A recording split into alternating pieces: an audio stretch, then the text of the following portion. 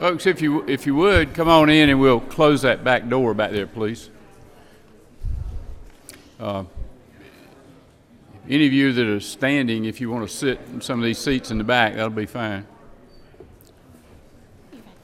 You okay? Okay.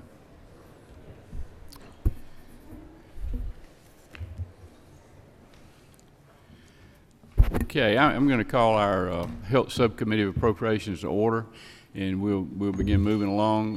Like I said, anybody wants to get a seat toward the back, there's some extra seats. Feel free to make yourself comfortable. Glad to have you. Purpose of our meeting today is to hear from our agencies regarding our FY21 budget, and since it's Public Health Day at the Capitol, we thought we ought to start with our public health folks. So Dr. Toomey, come up and share some information with us. We're glad to have you.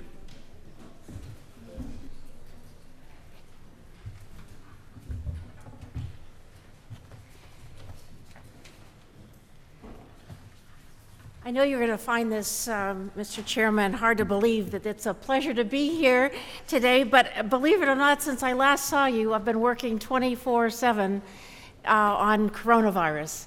So it is a good distraction for me to refocus back on our core work.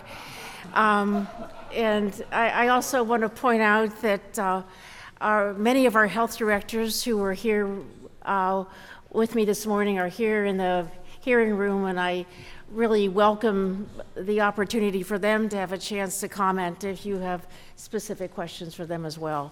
We're really privileged to have them here as part of Public Health Day.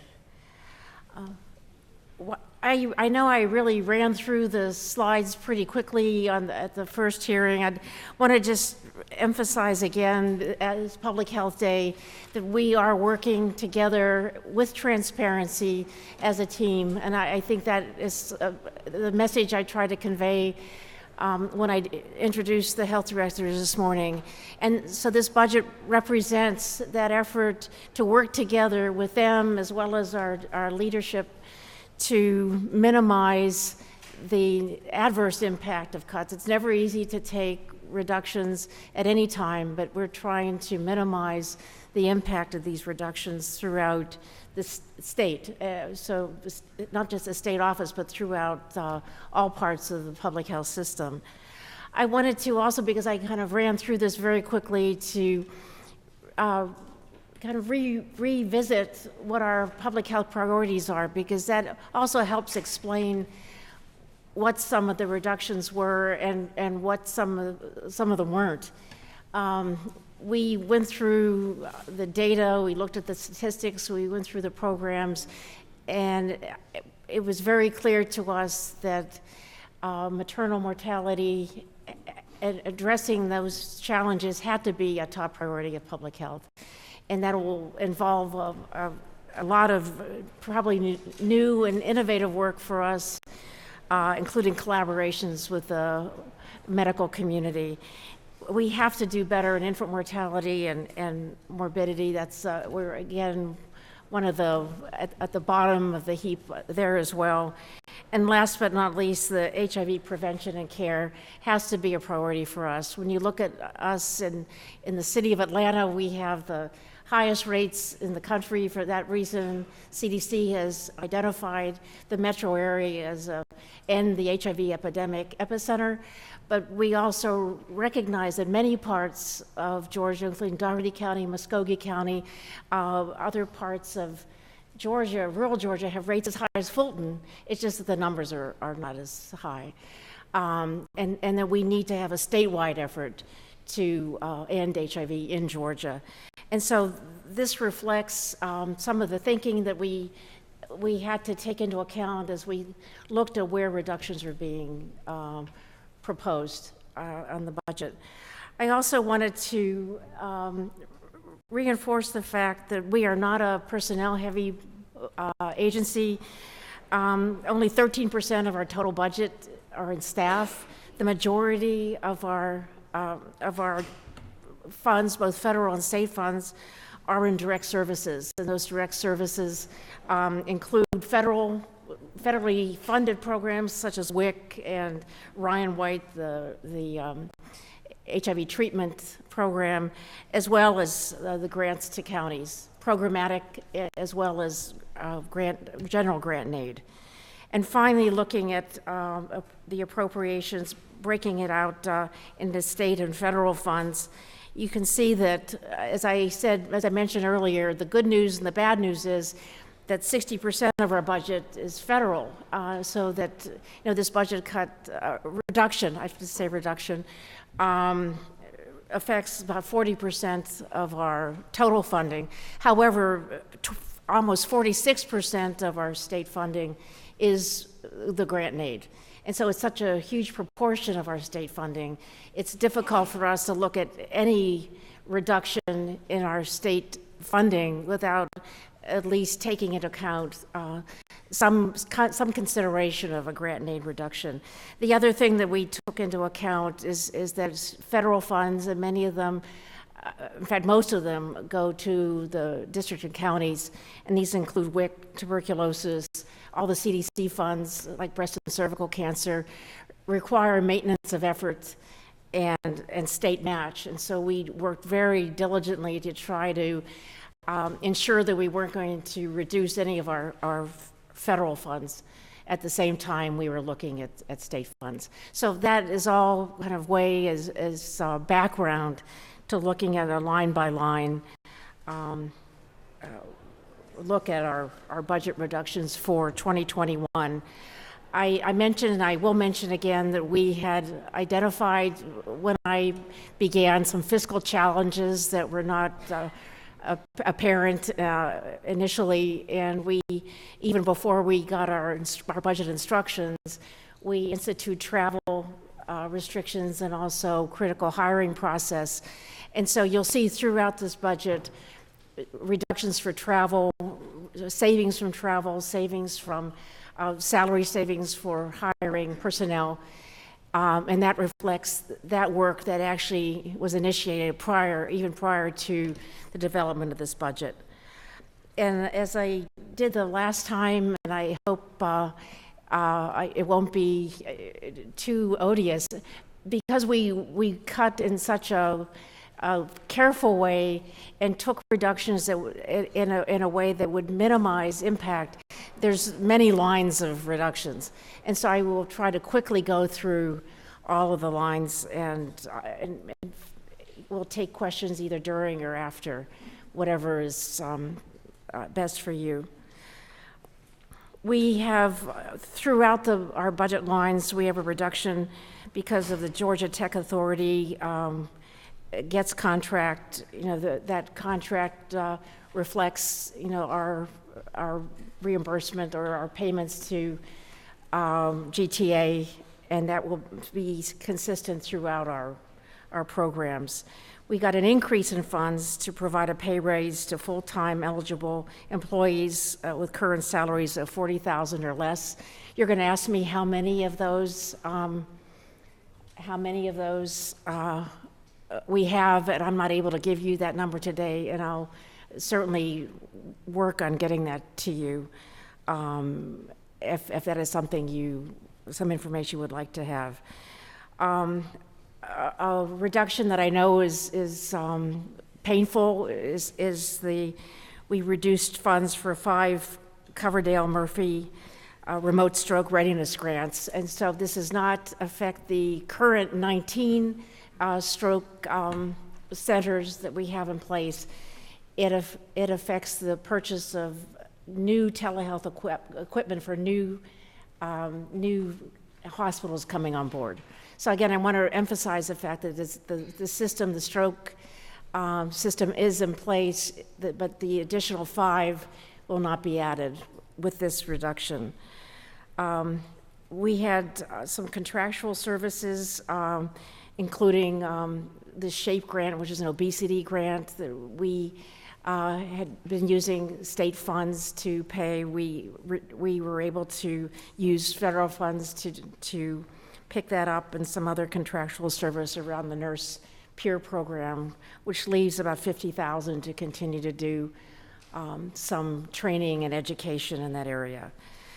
I know there's another grant that's of concern, is the reductions to the Sickle Cell Foundation. we will be using $45,000 of federal monies to offset some of these reductions. And so what is remaining of those reductions are no direct services. I think there's, I think 150 individuals or more will still continue to have case management under the, under this contract. But what it does eliminate are some health fairs and some patient education that were planned with those additional funds. The Georgia Corps is a cancer prevention organization that works with the regional cancer coalitions. This reduction is higher than the reduction that was taken in last year's budget. And it leaves for both the Corps and the coalitions about $2.4 million. And we didn't recommend that this be divided equally, or that decision of how to make those reductions would be left up to, I think, discussions and negotiations as we move forward. We wanted to look at the Maternal and Child Health Services Block Grant to pick up a position that was currently being used with state funds for maternal depression, again, one of our priorities. So we don't want to reduce that. Federal funds from the block grant can pick up that position and pay to continue that support for that program. And you'll be seeing this again and again. I won't repeat it. I'll just say travel, funds for travel and training, as I noted earlier in the discussion. And then there was one vacant position in chronic disease. We were able to reorg that section and reduce that without impact in services. And so moving on to the Departmental Admin, which a lot of these reductions and adds represent statewide adjustments. And so I think you've seen these before in other areas. The reduction to in employee share of the teachers' retirement system, an adjustment to the cybersecurity insurance premiums for DOIS, a reduction for the tech authority as was noted previously, and each of our programs will have that reduction. That increase in funds to pay for the staff making $40,000 or less. Some contractual services reduction, and this is actually a new one that you may not have seen, and this is the Public Health Information Portal.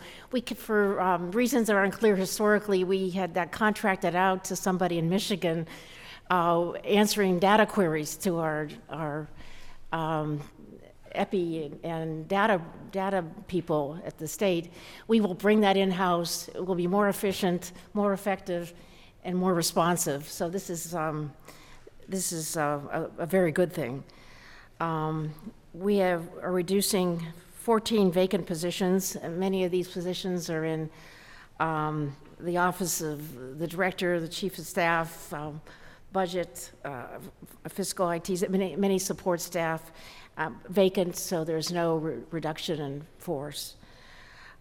We reduced funds to consolidate 2 district health director positions. This is something that came up at the larger meeting a few weeks ago. The most affected district would be Clayton. I don't know, Dr. Obasanjo, who's the health director who is working with me on that, will be here later and can answer questions. We have actually already met with the Clayton delegation to explain what we're doing and why, and I think we've been able to address their concerns, and I feel very good about that. And I as I mentioned earlier, I feel that we can actually improve the delivery of services under this change in structure and some of the organizational changes that will result. And last is that you may remember when the Fulton County Board of Health was thankfully created a few years ago. Money was put into the budget for the district cadre, but it was put in the wrong pot of money, basically. It was put in grant aid instead of into admin, which it should have been, because district cadre is actually part of the admin budget. And so this just moves this into the appropriate slot. So it's not really an add to Fulton, but it moves it out of the grant and aid pot of money, which would make it subject to reductions.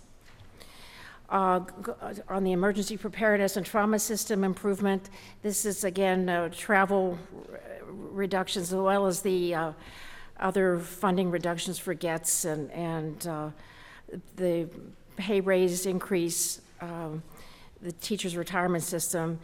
We were able to realize some travel savings from that directive from our office, and that's out of the injury program.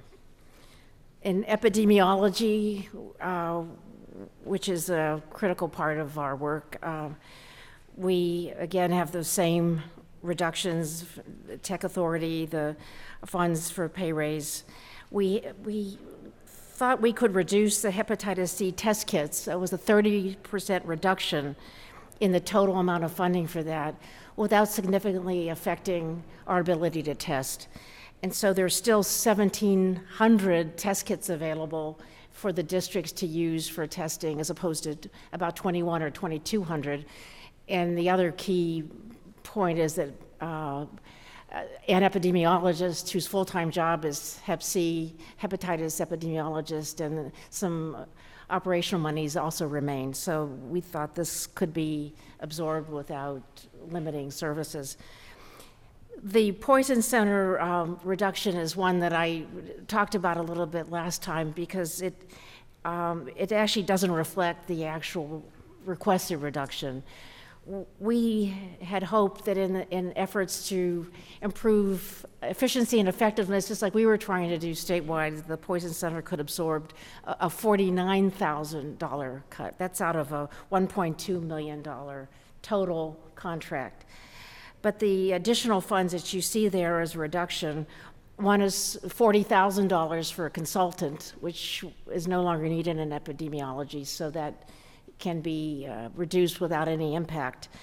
And a temporary service worker, again, who can be, the position can be eliminated, and that's about $64,590. So just to reinforce the fact that the Poison Center was not reduced that much money, the actual amount of proposed reduction was the same as in the FY20 budget. On immunizations, we were able to find some additional monies because in going through this process, we actually came to realize that immunization monies were paying for an IT position in WIC. Now, WIC, a fully federally funded program, we saw an opportunity to have WIC pick up the funding for that IT position, and that allowed us to free up about $109,445. And then again, travel and supplies, the recurring theme that reflects the work that we did early on and after the proposed budget was moved forward. Infant and child essential health treatment services is a long list of items. It includes the teacher retirement system reduction, the reduction for the GETS contract, the pay raise for the 40,000 or less employees. We had some money left over from the WIC settlement. I don't know if you remember, a number of years ago, we had some problems with WIC and had to pay back the federal dollars, and we had to get state dollars to do that. This was left over from that settlement. We are okay with the feds at this point, and so we were able to use that to redirect it to our proposed reductions.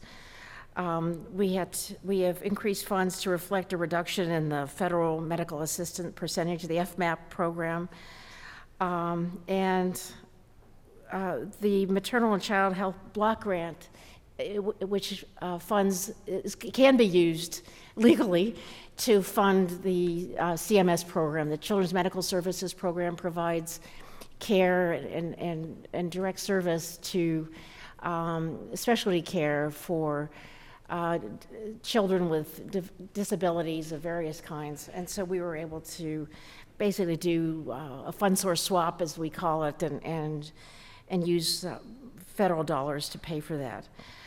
The reduction in the contractual services represents a reduction of $55,000 in a contract with Emory that included some training for autism. My understanding from the program is that training in the way it was done was no longer needed at this time, would not impact any autism services, and there's still $45,000 remaining in the contract.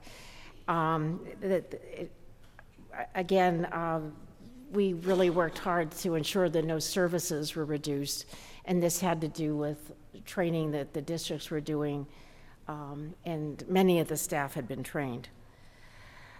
Infant and child health promotion reflects, again, the GETS, the pay raise, some contractual services.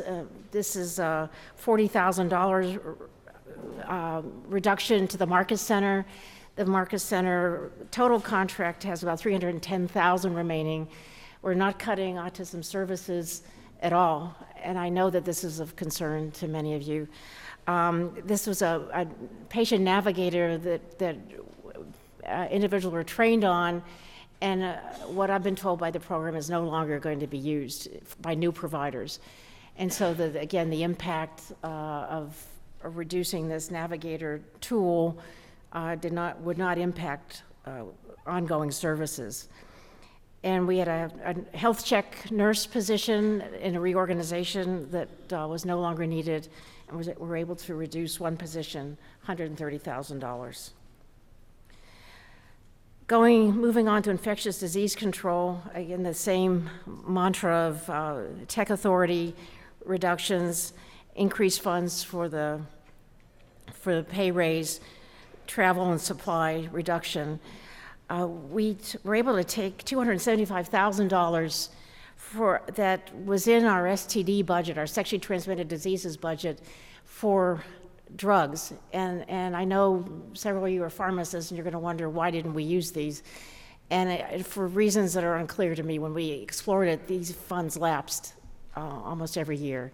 And so we saw that we could safely reduce this amount in these purchase orders without reducing services, and use our federal and federal, both HIV and STD funds, to pick up the difference.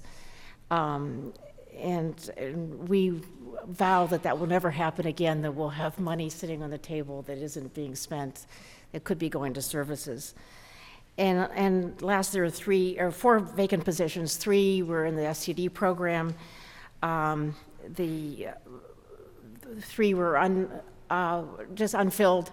These can be picked up both by federal HIV and STD funds to do that work. We won't be diminishing any of the intensity of our work in these areas. And we have actually stopped doing parasitology at our laboratory. Our laboratory just felt that the volume was not there to justify maintaining a position and the overhead for that. You know, we have plenty of work to do in the lab, including soon coronavirus. So this is the elimination of one position plus some operations for parasitology, and that individual will go into another position at the laboratory. For inspections, environmental hazards, this is a little complicated, and I mentioned this the last time.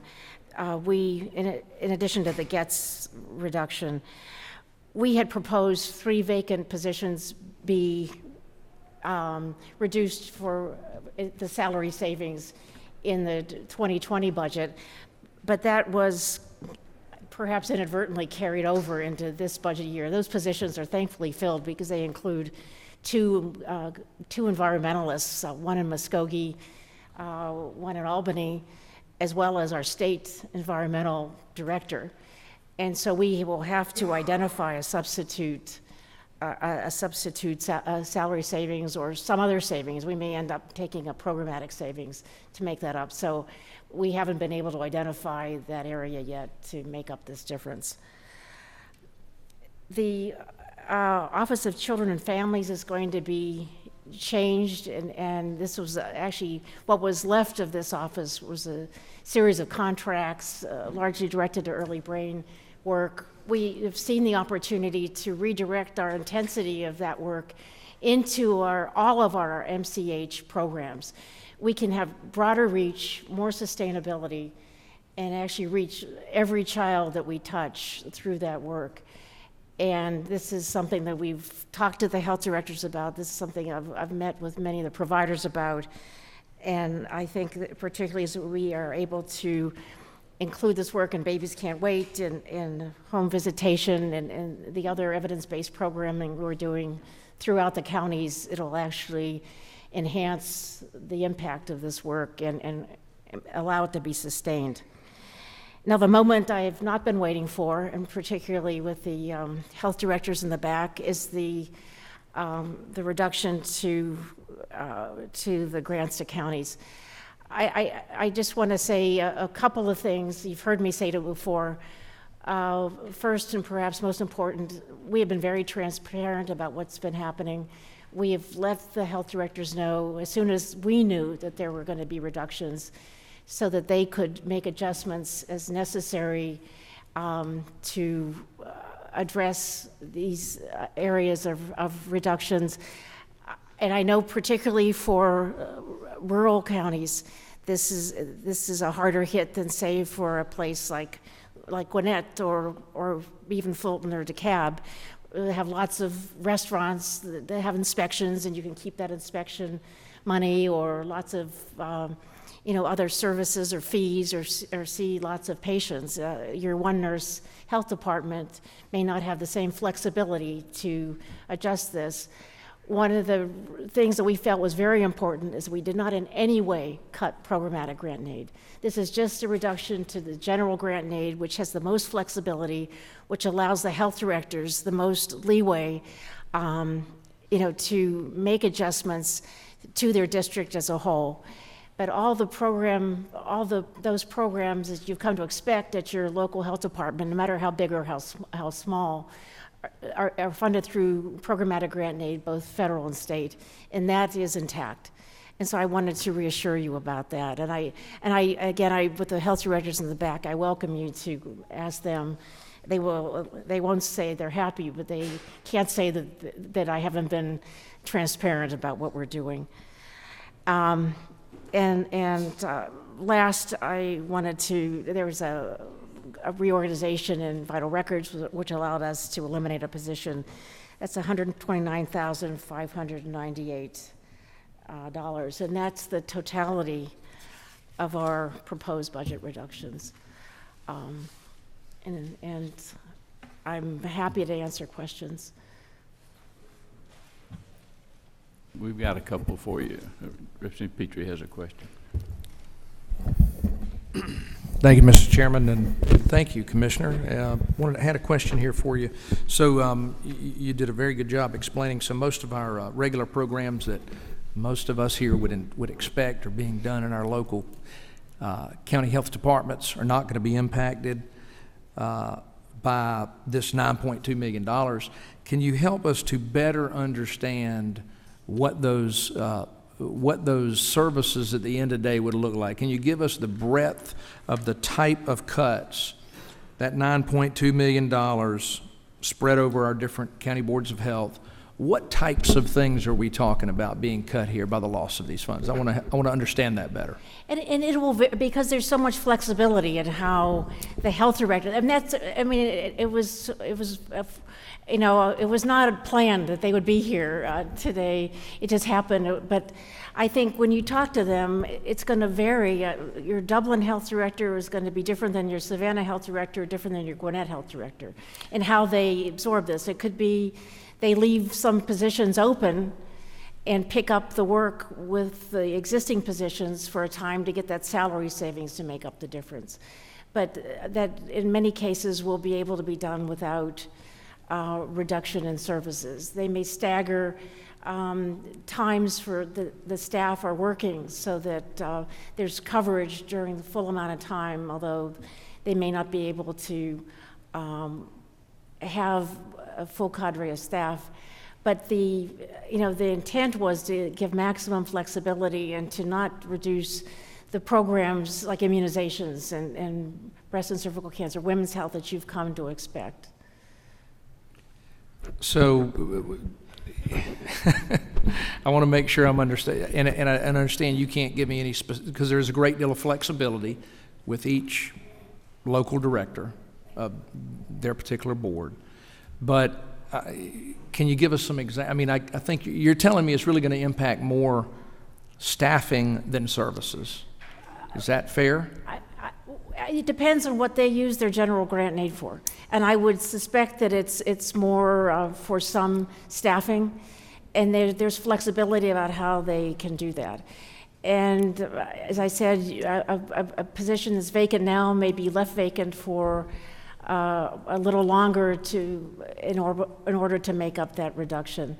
Remember that these reductions actually went into place for this calendar year already, and so that work has already been done to try to make up that budget. So these reductions have been ongoing since the beginning of 2020 budget year, October of this budget year. I would say I was a health director in Fulton. What I would have done in Fulton is leave vacant one of my leadership positions, but ensure that the people who were delivering the services were hired. That's what I would have done.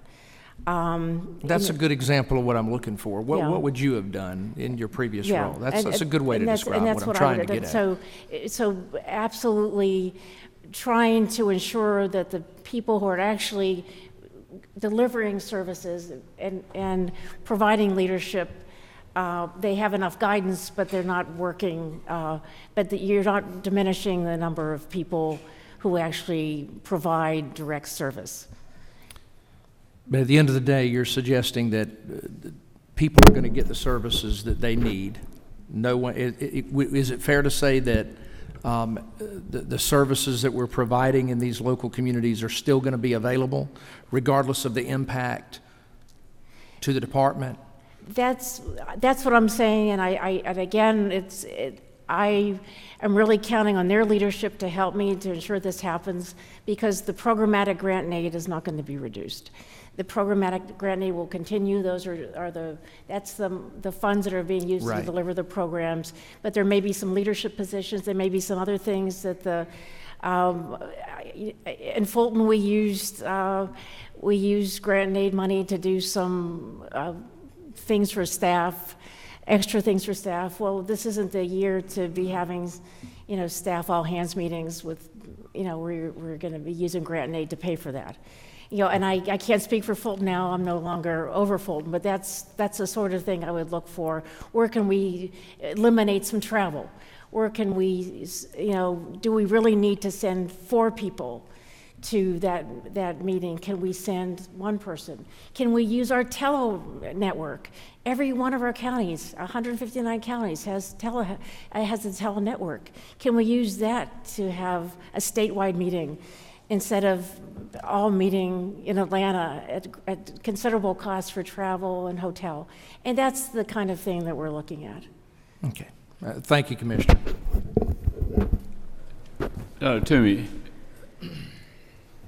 the food establishments are inspected by the local health department, correct? Under the current situation that we have, how often are they inspected? They should be inspected twice a year. Okay. And my understanding is that doesn't always happen, and it may be because of lack of sufficient staff or some other issues, but it should be twice a year. All right, so it should be twice a year now, and we may be doing that or may not be doing that. This grant and aid reduction should not in any way affect that, because the environmental health funds were not reduced, and the environmental health program itself generates funds from these inspections. So if we take this cut, we're going to have less people, but we're still going to inspect it the same number of times. I'll turn to some of my health directors. My understanding is our environmental health program is not necessarily funded out of grant and aid. Dr. Arona, do you want to comment?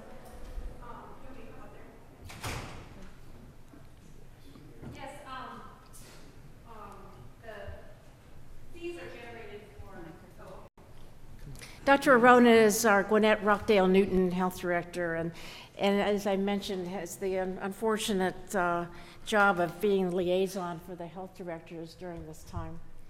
Thank you so much, and I'm honored to be in your presence, Chairman and the committee.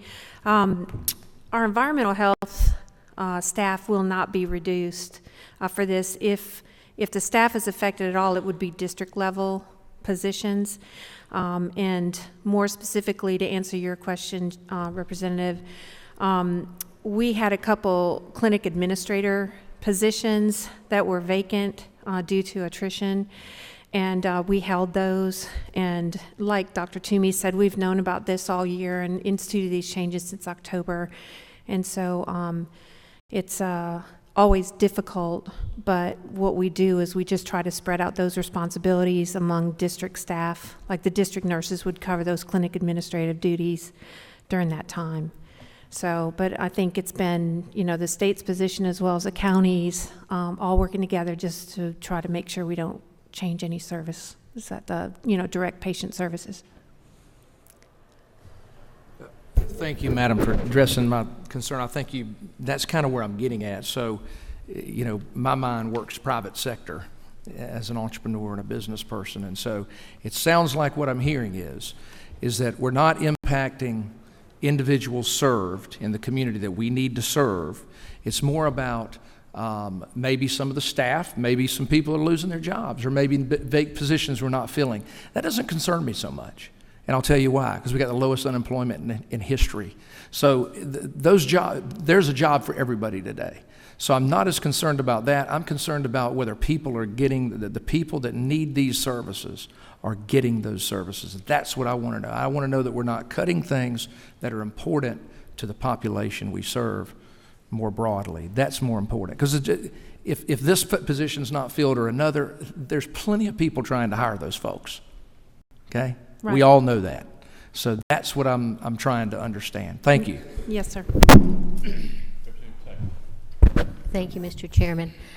My concern is also about the health department. I come from rural communities. Yes. And two things. One, ours is so diverse. I know the health department does many things. As a matter of fact, we have a meeting coming up for disaster recovery. We had Hurricane Michael last year, and they were an integral part of it. That's right. We need to make sure those services are available, and how thin can you spread it?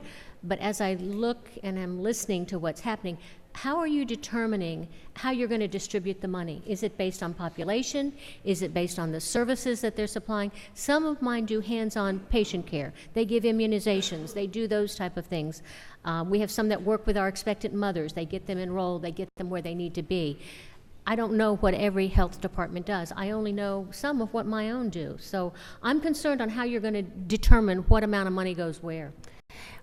That's actually an easy answer for me to say, because the programmatic grant and aid is determined by the programs. Your health directors, and I think you are represented by Dr. Ruiz, who's in the Doherty.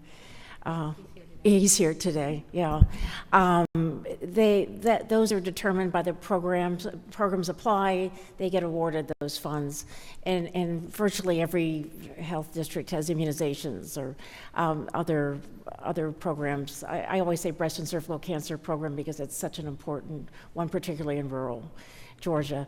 The grant and aid is actually distributed. The general grant and aid, which is what's proposed to be reduced here, is actually determined by an ancient formula that I don't know really. Maybe Lee Wright, our CFO, knows. I wasn't around then. I don't know where they came up with that formula, so it's a formula-driven process based on population.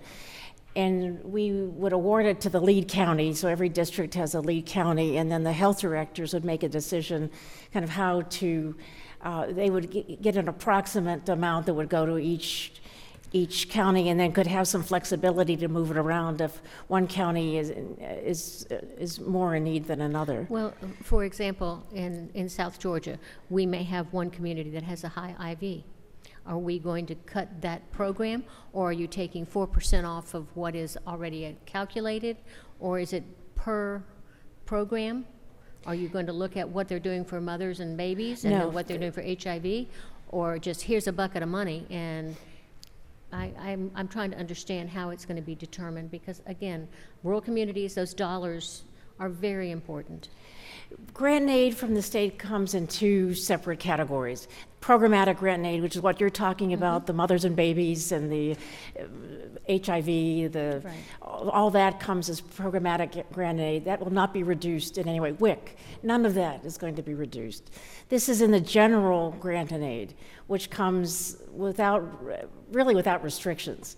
So it comes to the lead county and then is distributed among the other counties in the district, and the health directors themselves have a fair amount of flexibility to kind of modify the distribution of that funding. But each county, and the CFO can share with you the printout, I don't know if you have it with you now, of what each county would be, based on formula, would be allocated in the general grant need. So it's Right. We looked at how much each county was losing.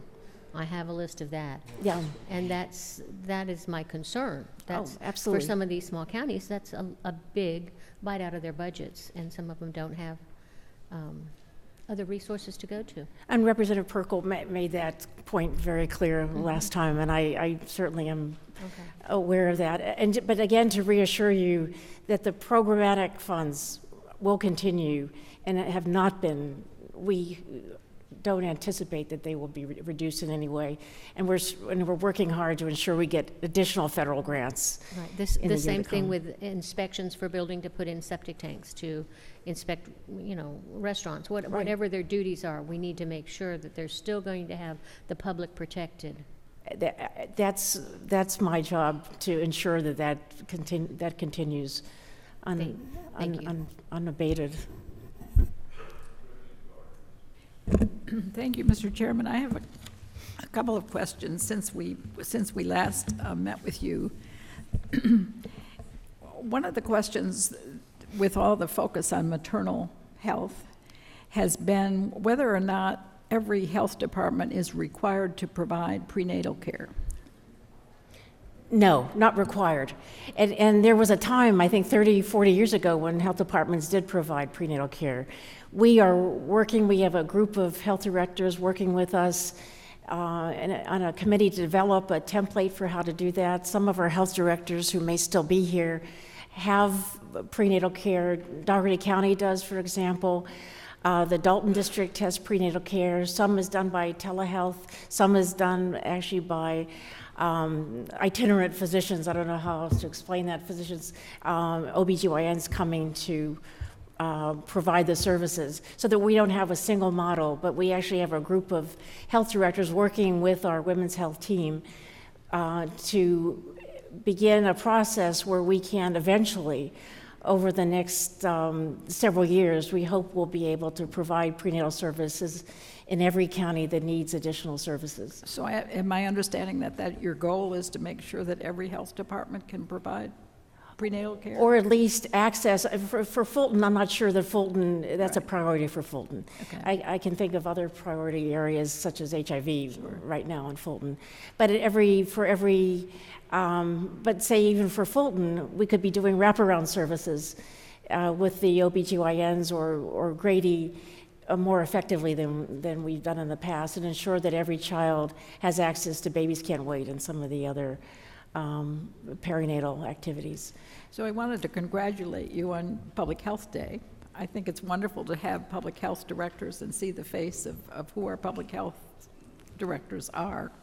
Yesterday was a special day for the federally qualified health centers, and we had on our desk a map that showed the coverage of the state of the federally qualified health centers. To what extent do the public health departments work with the federally qualified health centers? I mean, it seems that we need as much cooperation in our communities as we can find. And that really varies from district to district. I know Dougherty County, for example, is a long-standing partnership with a health center. If you look in the area of HIV, Fulton is reaching out more in that area to have expanded access to care through the community health centers. Compared to other states, we don't have as many federally funded community health centers as other states have access to, and so that's an area that I think we can do better on. But it varies from district to district, county to county, depending on the availability. But I think we're really promoting that kind of collaboration, because there are some unique things that public health can do, like home visitation as a wraparound to prenatal care, which is something that we can be doing and improving mother and baby outcomes. And that's the sort of thing that we would like to see strengthened statewide. Well, I'm glad to hear that you're encouraging that kind of collaboration. One more question, Mr. Chairman. So you touched on autism screening and contracts for autism screening. And I didn't quite understand what you said. You mentioned the Emory Autism Center and the Marcus Center, but I didn't understand exactly what you said. There was a small reduction in the Emory contract that had to do with training. And I can get you the exact language of what that training was doing, but my understanding is that the training was duplicative, that what we were providing was not going to impact the continuation of the training or the delivery of services. And I can get you more specific data. At the Marcus Center, it had to do with this patient navigator that had been used and promoted in the past. All our staff have been trained on, but now they've moved to a new approach, and so that is no longer needed. So the information that I got from the Emory Autism Center is somewhat different. I mean, what they are doing, as I understand it, is online training in rural communities to help with the early identification of autism in a simpler way. And what I was told is they simply would not be able to do as much training as they had been doing. So I'd like to continue this discussion with you so that we can understand what the duplication is that you have mentioned. And I don't directly manage this contract. I'm letting you know what my program has assured me, but and they were part of the roundtable that made these proposed reductions. Let me get back with you. Let me do some more. What we don't want to do is reduce services. I mean, especially for autism. I mean, that's such a critical area that you fought hard to ensure they had coverage. So. Well, we know early identification is really important, and it probably doesn't take too much training to at least recommend an evaluation. Well, we'll get back with you and do some reconnaissance. Representative Stevens has a question, and hit the floor. Microphone's at the top there. Here. In the middle. In the middle. right there. Yeah. Thank you, Mr. Chairman. Thank you, Dr. Toomey. I'm moving here. Focusing a little bit, we did I think it was Representative Sheldon did a bill that redistributed the formula based on population, as I recall, a few years ago, that went to the counties. I'd like to know from that point because as I remember, Chatham County lost a lot of money with the redistribution of the money, along with Muskogee and some of the others. I'd like to know where we are today as a result of this redistribution for Chatham, as opposed to the time before the redistribution, and I see he's making a note over there. But of course, thank you for what you do, because your department is probably under the spotlight, if you will, because it just pulls at the heartstrings of all of us that have to make these decisions on things that really are the safety net, if you will, for the rest of Georgia. So thank you for what you do, and we're going to try to help you get to where you need to be. And we'll have to get back to you, because I don't have those data right with me.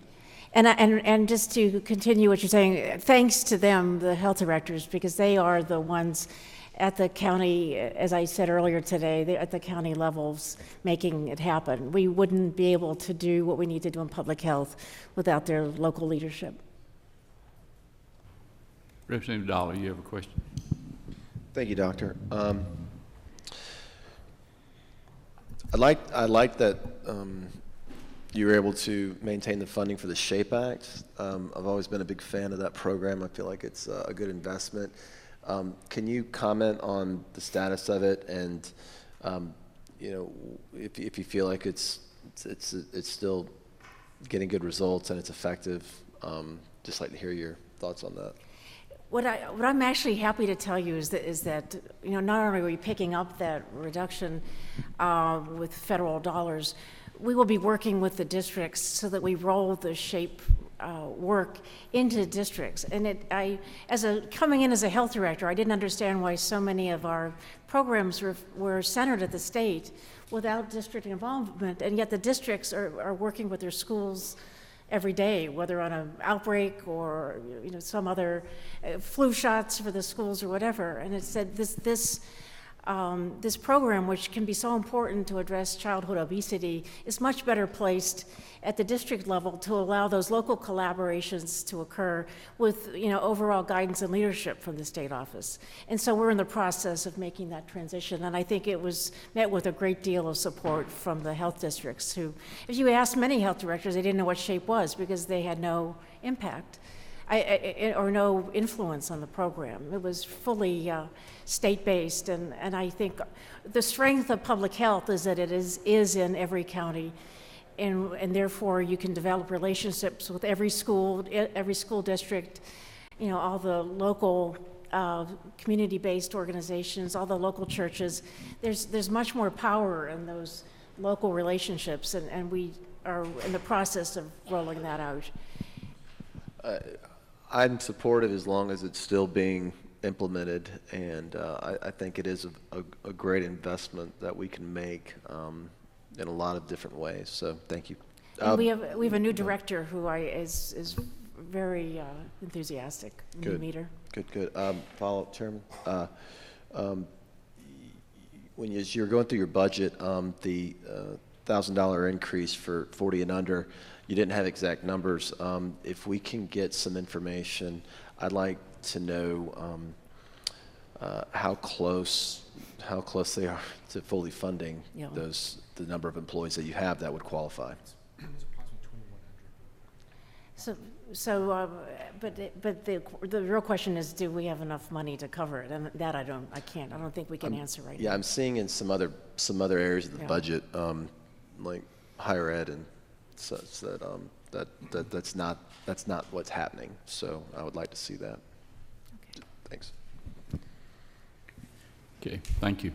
Dr. Toomey, you touched on the coronavirus a little earlier, and just as we close up here, what part do you anticipate that maybe the health department will play as far as if this continues to become more of a worldwide problem, and the preparedness on your part, and are you going to have the resources to meet the challenges that may very well come to you? Could you talk about that a little bit, please? Well, we're really monitoring this in a way that I have never experienced at my time in public health, because this is unusual. If you look at coronavirus and what it seems to do, it's a lot like influenza, and it spreads in a similar way. Its mortality rate is relatively low, but it spreads very easily. The intent of what happened this weekend is that we instituted and stood up, working with our state staff, our epidemiology staff, and the Fulton Emergency Preparedness and the Fulton EMA, a system that should someone come in from China who has been evacuated from China, an American who has been evacuated from China, we would have the capacity to either quarantine for up to 14 days following, or monitor them for the requisite 2 weeks post-exposure.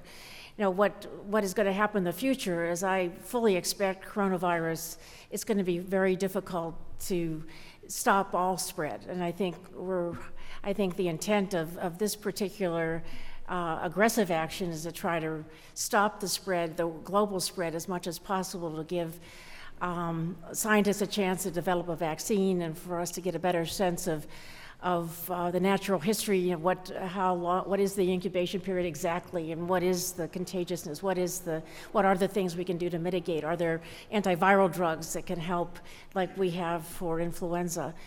And I would expect that when this happens, when we have cases identified, the districts would be helping us monitor people, similar to what they worked with us in Ebola. To me, the real lift is going to be to the physician community and hospital community statewide. You may be in touch with them. We just sent out an alert statewide to every physician in the state. So every physician, every hospital got an alert about what the case definition is for coronavirus and what to do should you think you have a case, and how to manage that, and you know, what are the next steps. And so I think the most important thing is not only this coordination within public health around the epidemiology, but the the absolute critical collaboration between the practice of medicine, the hospital practice, and public health to work together to address every single case and to stop any spread from person to person once it arrives in Georgia. There's no doubt in my mind that we will have a case at some point. And I can tell you that we have had no cases yet. We will be having the capacity to test for corona probably by the end of the week or by early next week at our public health laboratory, which will be a great asset to us because we'll be able to turn those critical specimens around much more quickly than CDC that's trying to cover all the states and all the areas of concern. Good. Well, thank you very much. Appreciate you and your team being here with us today, and I suspect that we'll be talking with you again in the next few days. I suspect as we so move too. along. Thank you. Yeah, thank you so much.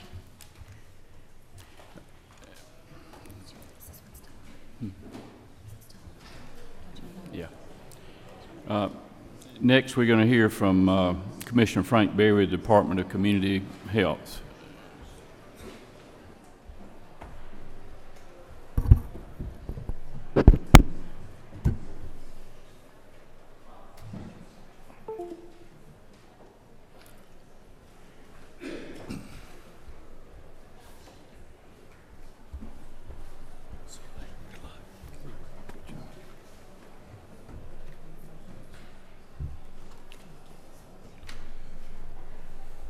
Mr. Chairman, thank you. And before I get started, I did want to convey to the team, 25 years ago, Dr. Toomey and I worked together in a small little town of Rockdale County, Conyers, Georgia, on an STD outbreak that was one of the largest in the state's history. And even back then, as I was probably 10 then, and Dr. Toomey was the head of public health, she came out to the county and addressed the issue with us at the local level. And her partnership and her enthusiasm for what she does has never stopped. 2 weeks ago on a Saturday, we were working together on the coronavirus memo and coordinating with other agencies, and within 2 minutes of a text, she responded. And that passion that she has never, in 25 years, has not changed. So she does from a personal standpoint, has done a remarkable job, and thank you for all that you do. I wanted her to hear that because it's really important that she gets some feedback every once in a while about that. So thank you, and thank you, Dr. Toomey. And I guess this is kind of like Ricky Bobby. If you're not first, then you're last. So I feel like, boy, it's better to be first and get out. And then I think 6 years ago, I was able to leave one time without any questions. And we're hoping for that today, but it does not look very promising. So, Mr. Chairman, members of the committee, thank you very much. It is, again, an honor to be here with you, Tara. Thank you and for all of the support that you've given.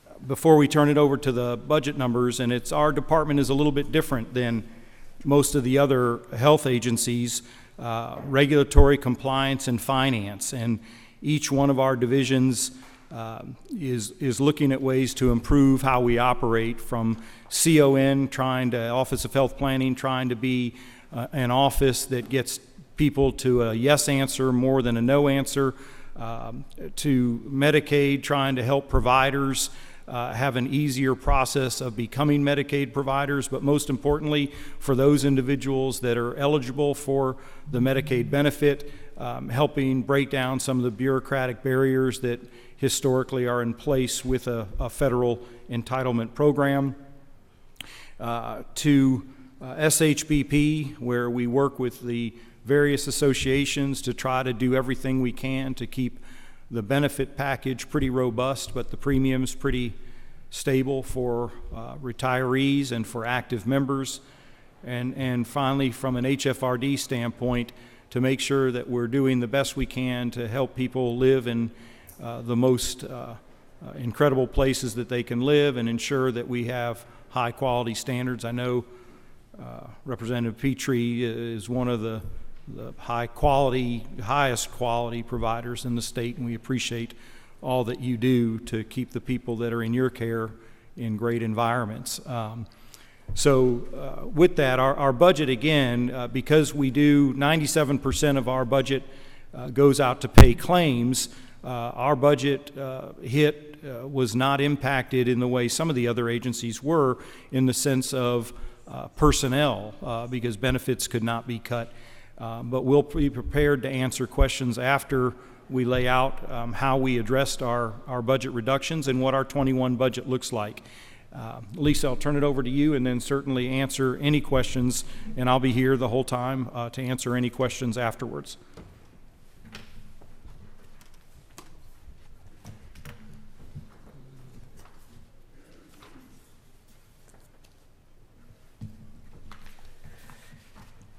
Good afternoon, Mr. Chairman, members of the committee. I'll be presenting the Department of Community Health fiscal year 2021 budget for the department. I start going by program. I start with Departmental Administration. And as you can see, as part of the slide presentation, is the first of those reductions is workload adjustments. And those workload adjustments is what is referred to as statewide changes. And those statewide changes go out to all agencies as it relates to their operations. And that statewide change includes adjustments to employer share of the teachers' retirement system, the Department of Administrative Services security insurance premiums, GETS charges with GTAA, the Georgia Technology Authority, and the $1,000 pay raise for full-time employees who are 40,000 or below.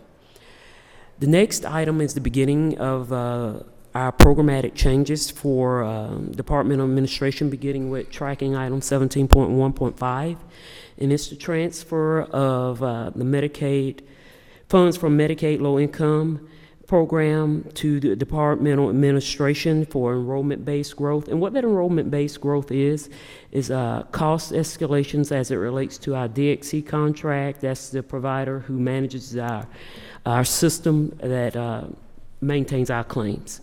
The next one is 17.1.6, that's the transfer right from the start Medicaid program to the Department of Human Services.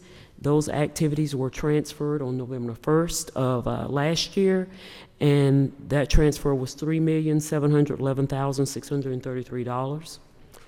The next item is 17.1.7, and that's the federal change in the enhanced federal medical assistance percentage, moving from 86.61% to 76.92%, and that's an addition of $3,354,747. The next item is 17.1.8, and that's to reduce funds for the personal services that's projected in Departmental Administration. And that personal service reduction was part of our 6%, and that's a reduction in vacancies and the elimination of temporary employment services that we have within the department, and some contractual services, which will be the next item in terms of a reduction, is 17.1.9. And those are hourly contracts, and a couple could be the elimination of contracts in Departmental Administration.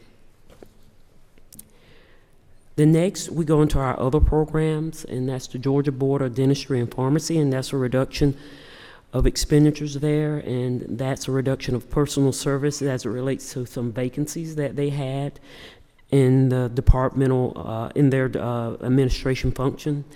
And the workload adjustments is similar to the Department of Administration as it relates to statewide changes. Healthcare access and improvement also have workload adjustments of $4,857 in terms of statewide changes, and the 17.4.2 is a reduction in the rural health systems innovation of $463,000. Healthcare facility regulation, workload adjustment is $21,938, and those are considered the statewide changes also. As we move from our departmental functions and program functions to benefits, the next slide will cover all our benefit changes in age, blind, and disabled, low-income Medicaid, and Peach Care Services. And the first of those changes is 17.7.1. It's a combination that we summed up in that line. 17.8.1 and 17.9.1, and that's the benefit growth across all programs of $89,578,629. The next item is a federal mandate in which there's Medicare Part B, and those are the premiums we pay on behalf of those Medicaid recipients who also receive Medicare also. And we call those dual eligibles, and the increase for that is $18,898,667. The next item is 17.7.3 is Medicare Part D clawback. That's the prescription premium coverage that we pay on behalf of those who are dual eligible also. And for that amount is $5,229,225. The next item is in age, blind, and disabled and low-income Medicaid, 17.7.4 and 17.8.3, and that's the federal medical assistance percentage for those programs. And the addition of that amount is $16,435,321. And that's a change of the FMAP going from 67.30% to 67.3%. Graduate medical education and inpatient medical education, that's an addition of $2,935,770, and that is for the go out to hospitals to make sure residents are staffed as it relate to the graduate and medical education program. Transfer, this is the same transfer that I had mentioned in Departmental Administration, and this is a transfer out of that funds going toward the enrollment-based growth in Departmental Administration for the DXC contract. And that's $3,730,520 reduction. The next item is the health insurer fee, 17.8.5 of $38,876,700 of the health insurer fee. And this is a reinstatement of the health insurer moratorium from the previous year. And this amount represents the reimbursements to CMOs for the Medicaid portion of the health insurer fee. The next is the enhanced FMAP, and this is for the Peach Care program, and that's an addition of $59,982,382, and that's for the change of the EFMAP going to 77.0% from 88% in that program. And that concludes the presentation on the benefits program. The next slide is the same slide that we have presented to you all in the amended fiscal year presentation, and it's the same general overview of the state health benefit plans showing actual 2019 with 2020 and 2021 projection as it relates to the operations of state health benefit program. I'm not going to go back.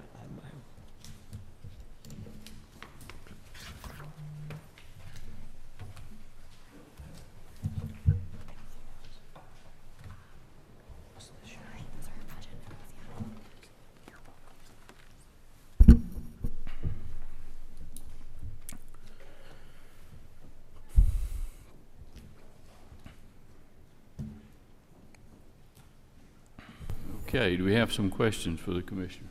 Okay. Well, I've got one. At least over there under the ABD and the low income Medicaid, we've got like the growth in ABD of like 101 million of 1771, and then under the low income 17.8.1, like a negative 18 million. Do y'all feel pretty comfortable with those numbers? Yes, Chairman, we feel comfortable. These are the projections that we have presented to the Governor's Office of Planning and Budget. during the fall when they had requested that we provide them an updated projection on the benefits program across all programs.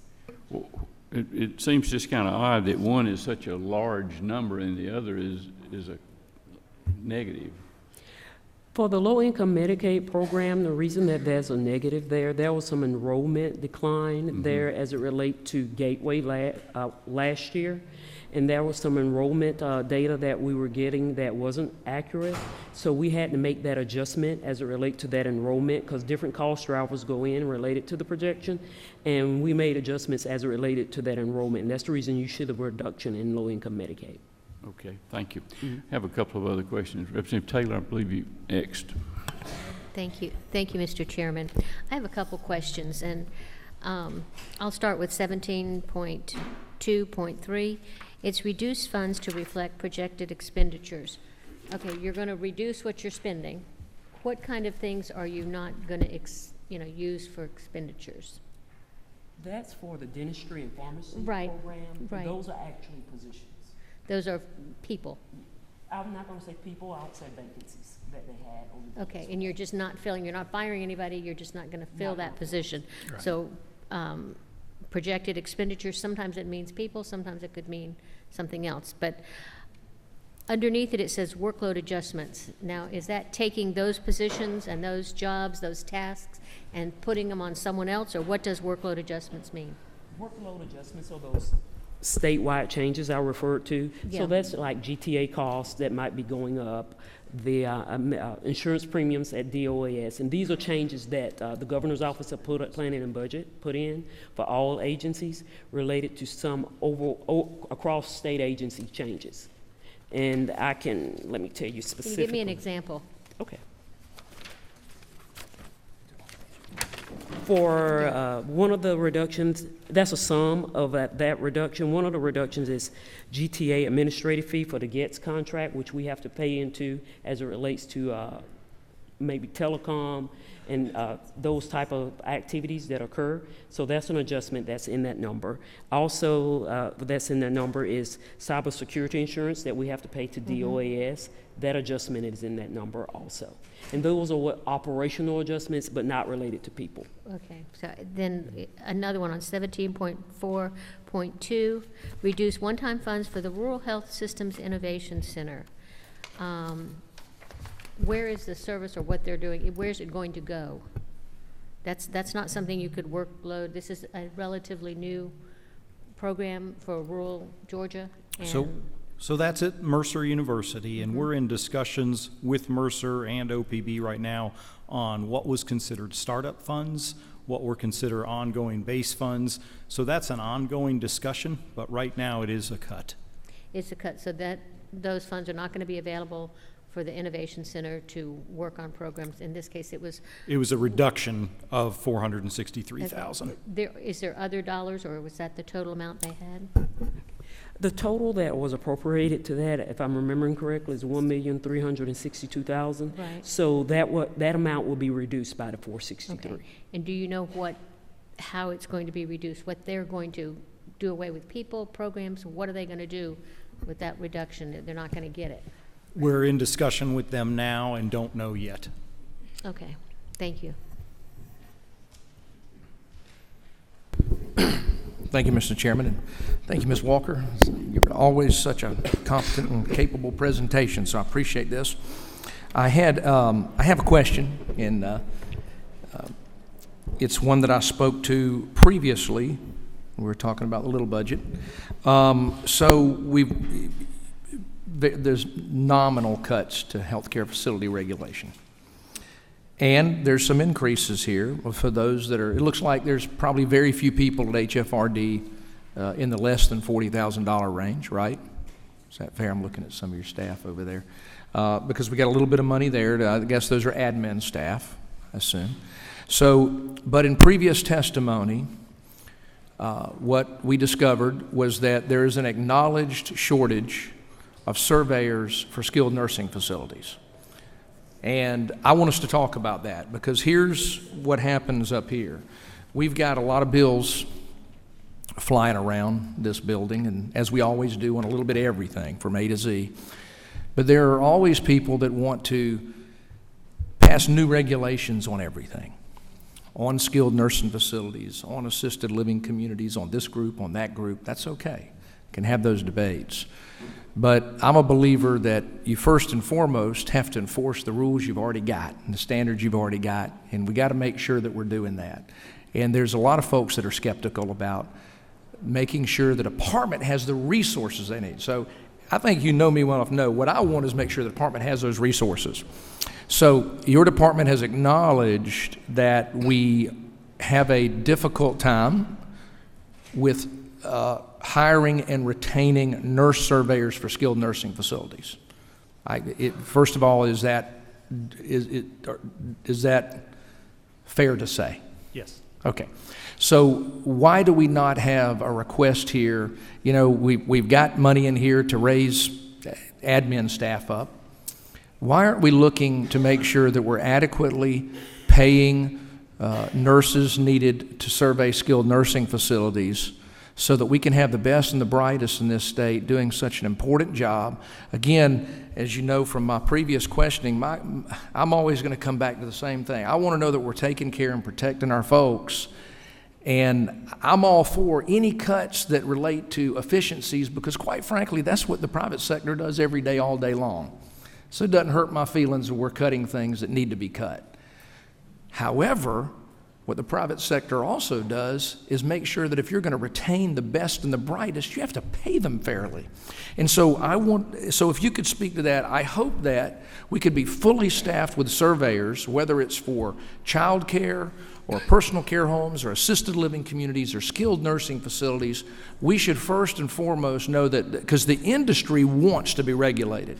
The industries, plural, want outlaws removed. So we want to make sure that HFRD has the resources, the tools, whether it's technology or whether it's manpower, hiring the best staff. Nobody can hire nurses anymore, so obviously that's driving everybody's wage up for hiring nurses, and I know you'll hire a lot of nurses in with those surveyors. So help me to understand why we're not looking to fix that issue if it is indeed an acknowledged issue. Yeah. Thank you, Representative Petrie. And your support over the years has been incredible, and everything you said we're in agreement on. So a couple of things. If you remember 2 years ago, we came before you with an emergency request to boost up the funding for nurses in HFRD long-term care, and you all very, very quickly supported the department, and we were able to move from, I believe, $50,000 to $65,000. And for the first year, that really had a significant impact. We were pretty much running fully staffed, and things were moving along pretty well. What we found, what we have to determine is it the work environment, and I think you'll experience this too at times, is it an environment issue or is it a pay issue? And so we're doing work right now internally with our Office of Human Resources to figure out is the workload that we're asking these people to do manageable? What's the work-life balance? And are we asking too much of our team members? And is that impacting our vacancy rate? Because we are down nurses right now. So we have openings for nurses. We can recruit. We have a difficult time retaining. How do we balance that? And so we wanted to do a very, very thoughtful analysis of what's going on, because I think you can, using y'all's term, go to the well sometimes too often. Not that I'm at the well, but go to the well too often, and then people start to say, well, gosh, they always just come here with a hat in hand asking for more money. We need to make sure that what we're asking for is what we need. And we're in the process of doing that thorough evaluation right now, analysis now, so that we can come to you more than likely next year with what our concrete ask is that we believe can help solve our vacancy rate. On the long-term care, if we have vacancy rate that we're currently experiencing, it will cause us problems. You are 100% accurate. It is going to cause us problems with keeping up with those. But I don't know. What I don't know definitively Is it just money, or is it how we do our surveys and everything else? From a regulatory, and to your point about the regulatory compliance, you know, we're looking at, and that's where I conveyed last week, we're working with the trade associations. We'd like to work with as many members who have an interest in this as possible to get insight. What makes the most sense from a regulatory compliance? You're right. We don't want to be over-regulatory, but I think there's an argument right now that we're under-regulatory. We don't necessarily, we're not digging our heels in. We want to hear from people, including you, including others, what makes sense from an industry standpoint, and then what can we do as a state that we can follow through on that? Because I think you could put a bunch of stuff on from a regulatory compliance standpoint. It's similar to in the department that I used to work with. You could set up these teams of people in South Georgia, and the team sounded wonderful, but there was no way that you would ever be able to recruit for the team members that were supposed to make up for that team in certain parts of South Georgia. I want to make sure that what we're doing from a regulatory compliance standpoint is reasonable, but provides for number one priority, and out of all people, you preach this to your team. I've met with your team.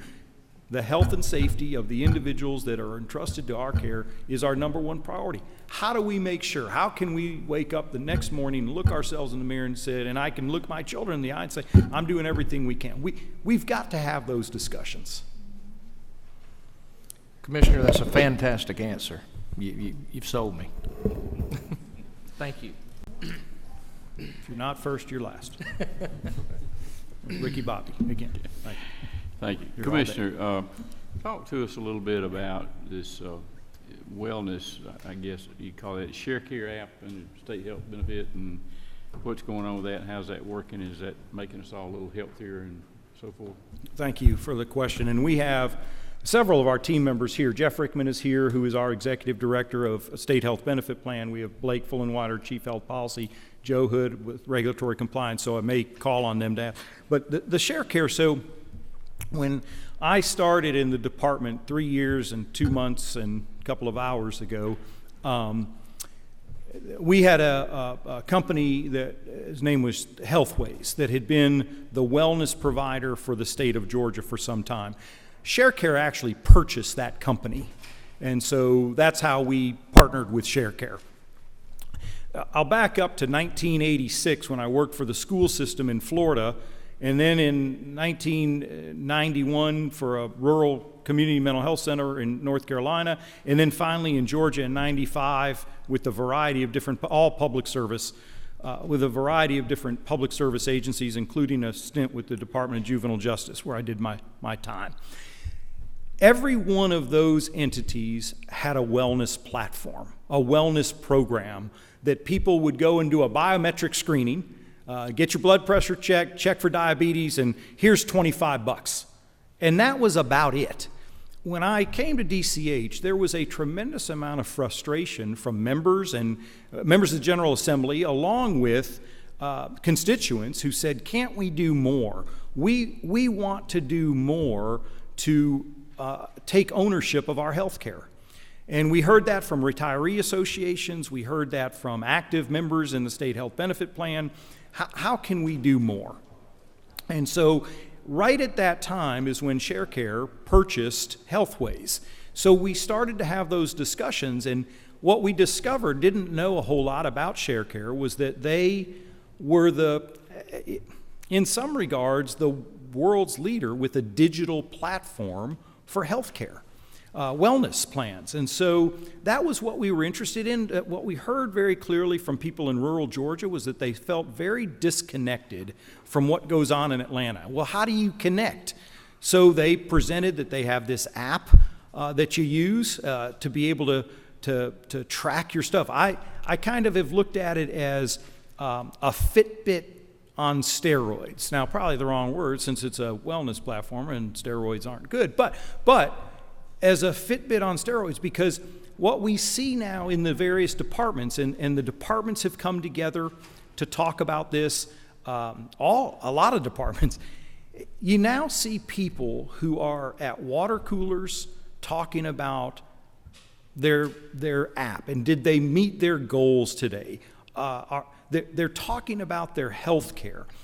And then they get their benefits and all those things. Jeff can talk more in detail about that.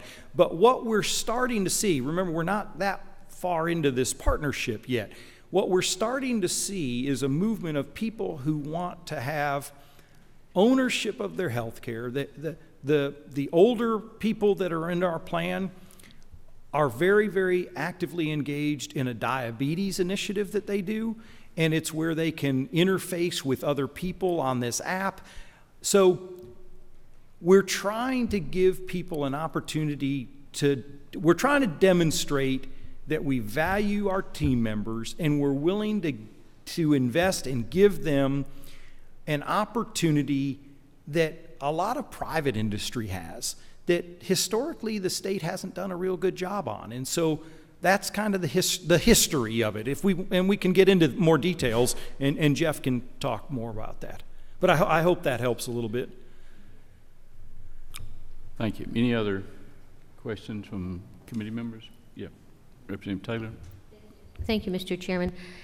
I know we've had these discussions before with our ABD group, and is there a way, would it improve care as well as cost efficiencies if we looked at a managed care program?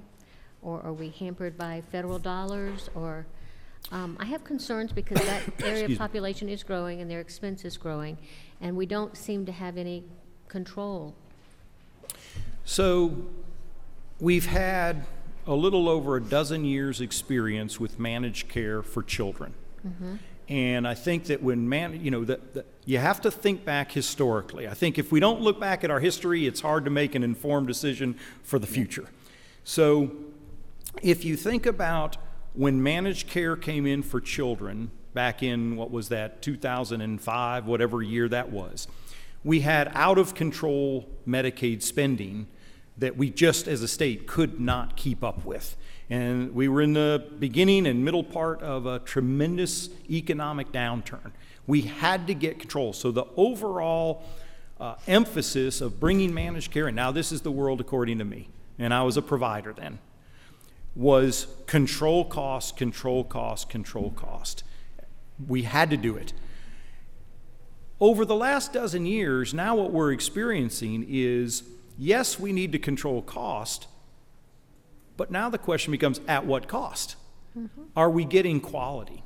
And so we are now working very closely with all four of our current CMOs on how do we demonstrate that we're no longer just focused on dollars, but we are very, very focused on the quality of care. So to answer your question specifically, nationally, we recognize that most states have gone to some type of the management of care. And Georgia has been, whether it's this department or whether it's Commissioner Fitzgerald at DPHDD or Public Health or whoever, have been preparing their networks of providers for some type of management of care in the future. We understand that we need to prepare that. I think there has been a significant amount of lessons learned from a contractual standpoint, from a performance-based contracting and everything else that can help inform what that looks like if the governor decided to move down a managed care plan. Remember, we're like BASF. We don't make the policies, we just enforce them or make them better. That's a decision that is much larger than just a commissioner of a Department of Community Health. If the state of Georgia decided to go that way, we would be prepared to do that. And there are some great lessons learned from the children's programs that could help inform and make that a strong program. Well, you know I have concerns about some of our general managed care programs, and there are issues with them. I do see it as a potential savings, but more than that, I'm looking for coordination of care for better outcomes. And I don't know that we're getting them now. And I don't know that what we do always in our other programs is exactly the right fit either. Yeah. But at least I know there's discussions of it, so that at some point in time we can find the right mix for something that will work for all. Yeah, and you bring up a great point, because we are now in formal discussions with senior leadership of the 4 plans about service coordination. That's an area where we're all in agreement that if you strengthen service coordination, you will see better outcomes. Right. And we're excited about that work. They're, at the table with us. And I think that we're going to see some positive outcomes of that work in the next, more than likely, several months that I think we'll all be proud of. Thank you.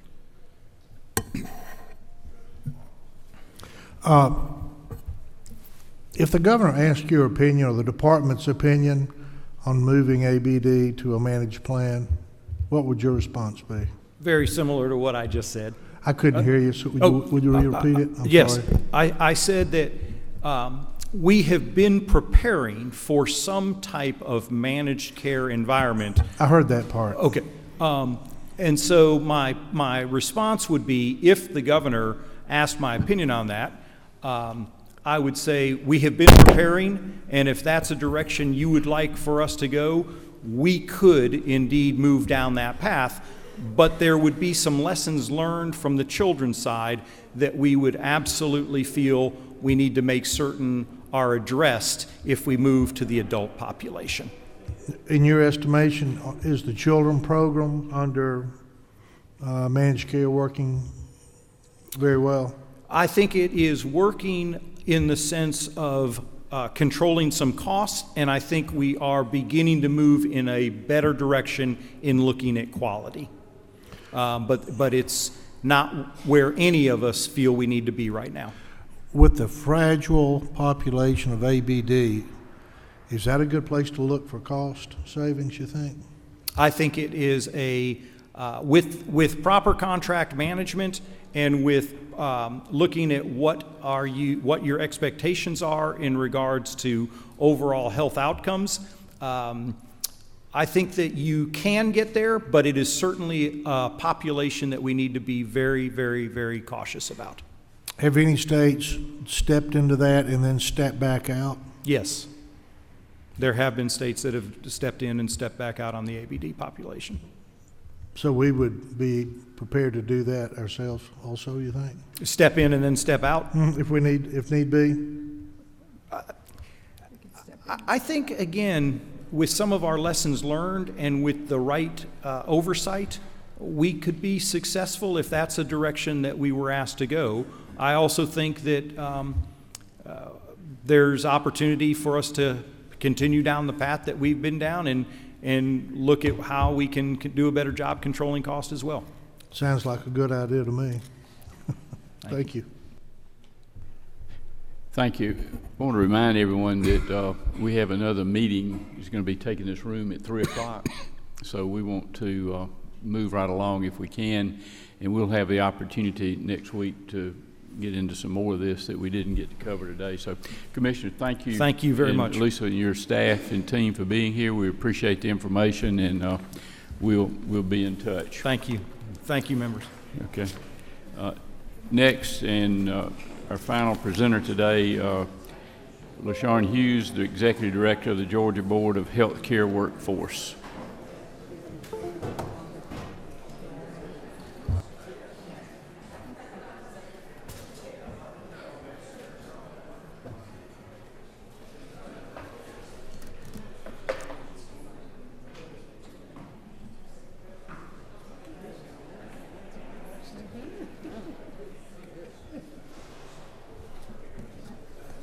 Popping in.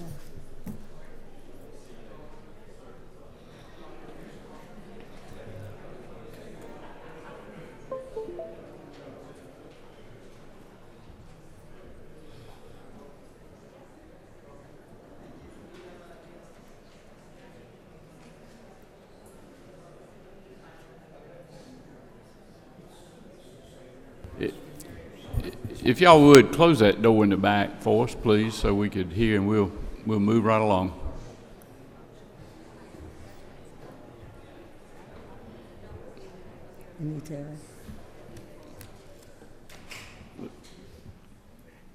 Go ahead, LaShawn, we're ready. Okay. Thank you, Mr. Chairman and committee members. We thank you for your support of the board through the years. He's trying to load the presentation, but I think you have copies.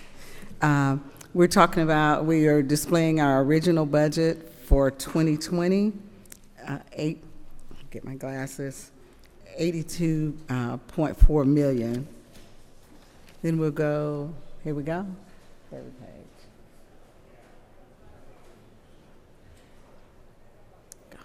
So our first program is 17.11. So we have statewide changes under 17.11.1 for $4,857. 17.11.2, recommended reducing personal services for $80,000, and that is a vacant position that we have. It doesn't cut anyone that's current. 17.11.3, a recommendation is to reduce telecommunications, and the total recommendation is $1.1 million for administration. We move over to graduate medical education. 17.12.1 is the recommendation is to increase funds for new residency slots in primary care, and 17.12.2 is an FMAT reduction. 17.12.3, it's reducing funds from the accelerated track program at Memorial Health. 17.12.4 is reduce funds from statewide residency medical fare for $40,000. 17.12.6, a recommendation is to reduce funds for contractual services to reflect projected expenditures. 17.12.7, and reduces funds for fellowship at Augusta University. 17.12.8 reduces funds for startup grant for South Georgia Medical Center, the residency program, which was provided in FY 2020. 17.12.9 reduces funding for rural surgery initiative at Augusta University. 17.12.10 reduces funds for child and adolescent psychiatry slots from Augusta University. 17.12.11 reduce funds for Augusta University for a 3-year primary care residency track, which was provided for in FY 2020. Our next program is Mercer School of Medicine Operating Grant. 17.13.1, the recommendation is to increase funds for operation at Mercer University. 17.3 for the Columbus campus. 17.13.2, reduce funds from the operating grant, 1.4, and our total recommendation is $23.4 million. Morehouse School of Medicine Operating Grant, 17.14.1. We're reducing funds for the operating grant, $1.7 million, and our total recommendation is $27.1 million. Physicians for rural areas, these are our loan repayment programs. It is labeled physicians, but we do give loans to dentists, PAs, and APRNs. We're doing a 17.15.1. The recommendation is $500,000. 17.15.2 is reduce funds to eliminate the malpractice insurance premium. And our total recommendation is $1.7 million. Undergraduate medical education, 17.16.1. The recommendation is to reduce funds for marketing and outreach for Philadelphia College of Osteopathic Medicine. I think that was a one-time funding. 17.16.2 is reduce funds for medical student capitation for all of the medical schools, Emory, Mercer, Morehouse, and PCOM as well. So the recommendation is $3.5 million. And this is our total budget for all of our programs across the board with a proposed cut of $1.7 million. That's it, Mr. Chairman.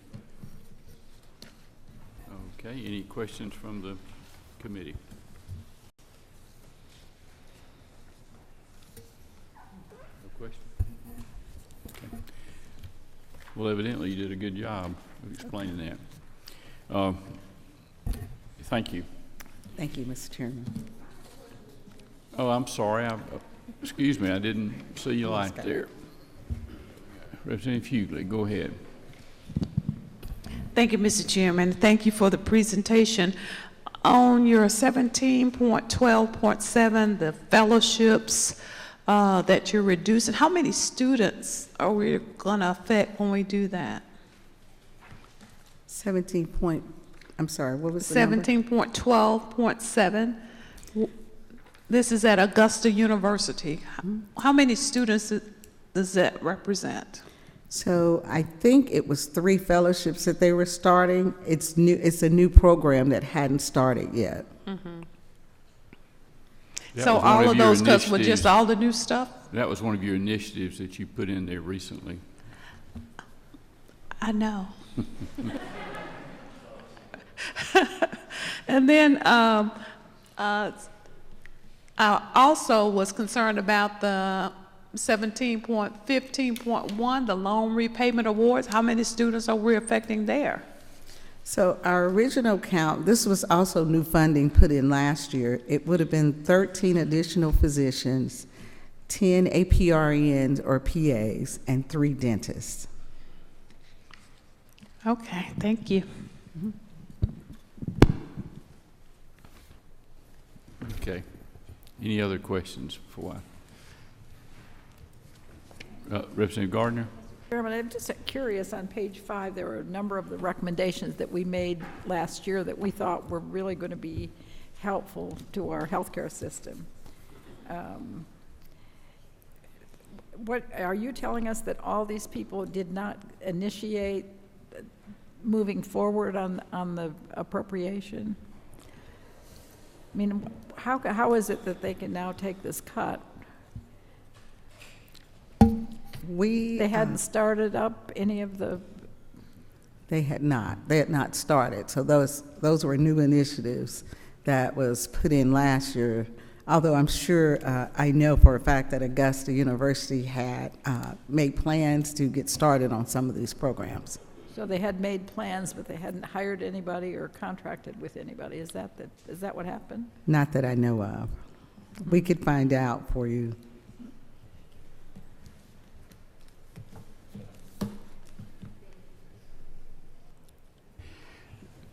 Representative Taylor, go ahead. Okay. It's just, this is disappointing. A lot of these are items that we've put in, again, emphasis on rural health, but these are health providers that are needing for all of our underserved medical communities. And for me, one of the things that jumped out was the PCOM. They're adding, and they were in South Georgia. It was wonderful to get a medical school in South Georgia. Have you discussed with them? Do you know if they're going to change their plans, or they're going forward? They're there, they've built a building, and now we're pulling back funds that we've already told them they were getting. I guess that's where I'm going. Do we know how any of these folks are going to react to this? We did reach out to everyone and get impact statements from all of our programs, and we have copies that we can provide to Tara to send to everyone. So when the budget cuts first came down, of course, PCOM was the first person in the office because of their new campus. They would like to go forward, but they would also like to not have their budget cut like everyone else. Yeah. So that we can provide the committee with impacts, some of the impacts. I would like to see that, if you could give us the impact, how each one is going to be affected, and what funds are still going to be available, if any, for some of these programs. Thank you. We can certainly do that. Great. Thank you very much. Thank you. I want to thank the committee for being here this afternoon, and thank the folks in the audience for attendance. I want to remind you that tomorrow at 1 o'clock in this room, we'll have a public hearing regarding the FY21 budget, and have an opportunity to have public comments on that, 1 to 3 in this room. There'll be a sign-up sheet here about 15 minutes before the meeting starts. You'll need to sign up if you'd wish to be heard on that, and then we'll do that tomorrow, 1 to 3 in this room here, 341 at the Capitol. And then to the committee members next week, expect to, we'll be getting together to talk to look at some more information and be talking with the departments as we go through this next week. Thank you all for coming, and we'll adjourn the meeting now.